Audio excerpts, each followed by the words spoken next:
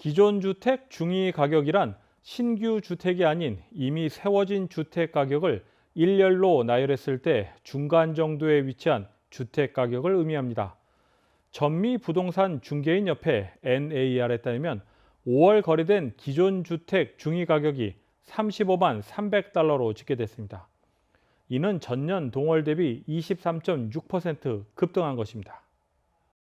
기존 주택 중위 가격이 35만 달러를 넘은 것은 이번이 사상 처음입니다. 연간 상승률도 역대 최고치를 나타냈습니다. 부동산 전문가들은 집값 급등 원인으로 주택담보대출인 몰기지 금리가 역대 최저 수준으로 낮아지면서 수요가 늘어난 반면 주택 공급이 부족하기 때문이라는 분석을 내놓았습니다. 적정 가격의 주택 재고가 부족해 신규 수요가 시장에서 밀려나고 있다는 것입니다. 전미 부동산 중개인 협회에 따르면 5월 매물로 나온 기존 주택은 123만 가구로 전년 동월 대비 20.6% 감소한 상태입니다. 기존 주택 거래는 미 전체 주택시장 거래의 90%를 차지하며 나머지 10%가 신규 주택 거래입니다. 한편 5월 기존 주택 매매 건수는 전월 대비 0.9% 감소한 580만 건으로 기록됐습니다. 2020 회계연도분 취업비자 H-1B 신청서가 사상 최대를 기록했습니다. 연방이민서비스국 USCIS에 따르면 지난 3월 초 실시된 H-1B 사전 등록 기간 동안 총 30만 8,613건이 접수됐습니다. 이는 전년도의 27만 5천 개에서 12.2%인 3만 3천 개 이상 웃도는 규모입니다. 특별히 올해의 경우 신청자 48%가 석사 이상 학위 소지자로 나타났습니다. H-1B 신청자 규모는 매년 증가하고 있습니다. 지난 2018년도의 경우 19만 개가 접수됐으나 2019년에는 20만 1000개로 5%가 증가했습니다. 2020년에는 전년보다 37%가 증가한 27만 5천 개의 신청서가 접수됐습니다. 연방이민서비스국 USCIS는 매년 학사 소지자를 대상으로 6만 5천 개, 석사용으로 2만 개의 비자를 무작위 추첨을 통해 발급해오고 있습니다. 저소득층 의료비 지원 제도인 메디케이드 가입자가 크게 증가한 것으로 나타났습니다. 연방보건복지부 산하 건강보험서비스센터 CMS의 발표에 따르면 지난해 2월부터 올해 1월 메디케이드 가입자가 970만 명 늘어 총 7,400만 명이 됐습니다. 이는 1년 새 가입자 수가 15.2% 증가한 것입니다. 같은 기간 어린이 건강보험 프로그램 칩 가입자 역시 약 12만 4천 명, 즉 1.9% 늘어 총 680만 명이 됐습니다. 칩은 부모 소득 수준이 메디케이드 가입 기준보다는 높지만 민영 의료보험을 들기에 부족한 가정 아동을 지원하고 있습니다. 두 제도 가입자는 총 8천만 명으로 역대 최다치를 기록하고 있으며 미국 인구의 약 4분의 1에 해당하고 있습니다. 다음은 코로나19 소식입니다. 미국 제약사 모더나가 코로나19 백신을 더 많이 만들기 위해 미국에서 생산 라인을 증설합니다. 모더나가 증설에 나서기로 한 건 코로나 백신 사업 장기화 가능성을 크게 봤기 때문이라는 분석입니다. 오늘의 코로나19 현황을 김상은 기자가 종합했습니다.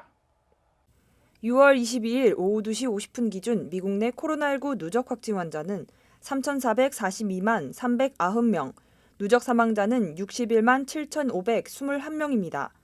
어제 하루 동안 신규 확진 환자는 13,768명 늘었고 신규 사망자는 333명 증가했습니다. 주별 누적 확진 환자는 캘리포니아, 텍사스, 플로리다, 뉴욕, 일리노이 순으로 많습니다.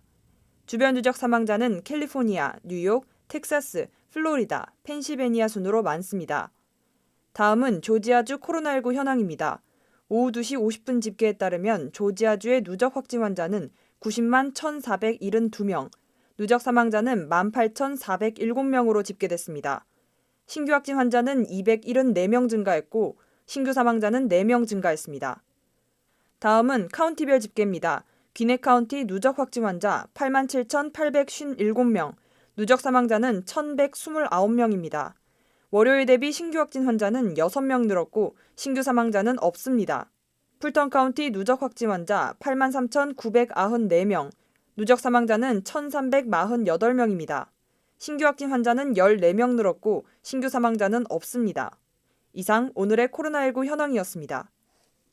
계속해서 애틀랜타 인사이드가 이어집니다.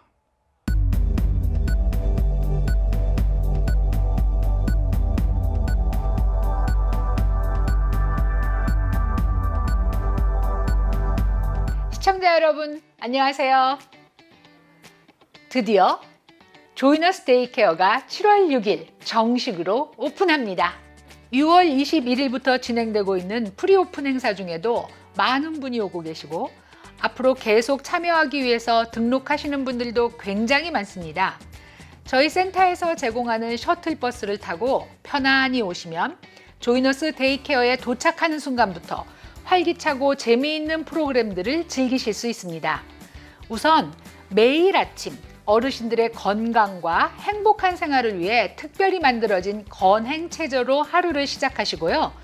KTN 방송국 기자가 직접 세상에 일어나는 모든 소식을 매일 전해드립니다.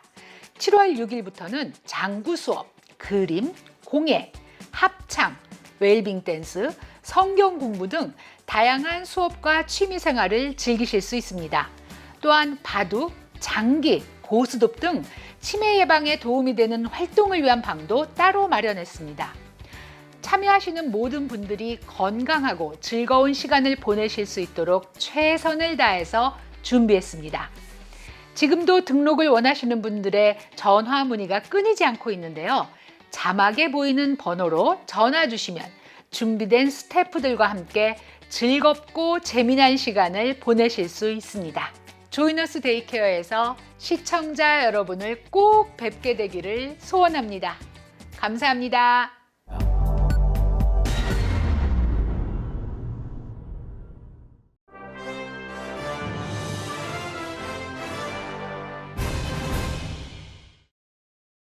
메이저리그 야구를 고소한 소상공인 옹호단체 잡크리에이터 네트워크는 뉴욕 연방법원의 기각 판결이 있은 지 거의 2주 만에 사건을 취하했습니다.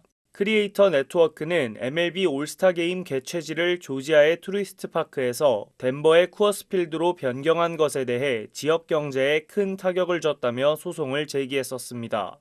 당시 소장에는 MLB는 21년 올스타전 개최권을 조지아주 애틀랜타로 되돌려놓고 지역 경제에 끼친 1억 달러의 손해를 배상하라는 내용을 담고 있었습니다.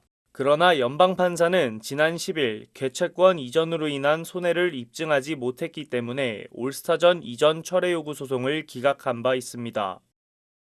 영국에서 코로나19 대처로 인한 스트레스로 극단적인 선택을 시도한 의료진이 300명이 넘는 것으로 조사되었습니다.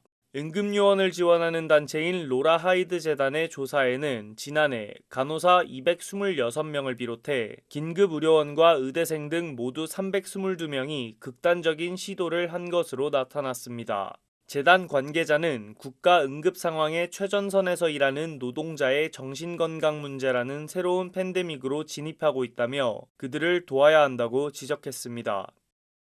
지난달 한미 정상회담 실무 조율 단계에서 한국이 금강산 관광 등 남북 경제교류 사업의 대북 제재 예외 인정을 요구했지만 미국이 거부했다고 일본 요미우리 신문이 보도했습니다. 신문에 따르면 한미 정상회담 공동성명에 포함된 대북 접근법이 완전히 일치되도록 조율해 나가기로 합의했다는 문구는 한국이 단독으로 대북 지원에 나서지 않게 못을 박겠다는 미국의 의도가 담겨 있다고 외교소식통이 설명했습니다. 또 박지원 국가정보원장이 미국을 방문해 중앙정보국 국장 등과 만난 것도 대북 제재 완화를 재차 요구하기 위해서였다고 덧붙였습니다. 애틀랜타 총영사관이 코로나19 백신 접종자를 대상으로 한 한국에서의 자가격리 면제서 발급을 위한 세부 지침을 발표했습니다. KTN 보도국은 내일인 23일 주 애틀랜타 총영사관의 민원 담당 영사를 초대해 직접 세부 지침을 듣는 시간을 마련했습니다. 여러분들의 많은 관심과 시청 바랍니다. 이상으로 6월 22일 KTN 뉴스를 모두 마칩니다. 시청해주신 여러분 고맙습니다.